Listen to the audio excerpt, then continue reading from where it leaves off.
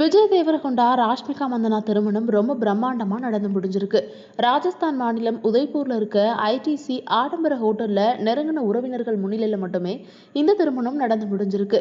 விஜய் தேவரகொண்டா ஆந்திராவை சேர்ந்தவர் அப்படிங்கிறதுனால இன்னைக்கு காலையில 10:10 மணிக்கு தெலுங்கு பாரம்பரியப்படியும், ராஷ்மிகா மந்தனா கர்நாடகா குடகு பகுதியை சேர்ந்தவங்க அப்படிங்கிறதுனால சாயந்தரம் 4:30 மணிக்கு அவருடைய குடும்ப முறைப்படி கொடவா பாரம்பரியப்படியும் 2 முறை திருமண சடங்குகள் நடைபெற்றதா ஒரு தகவல் வெளியாயிருக்கு.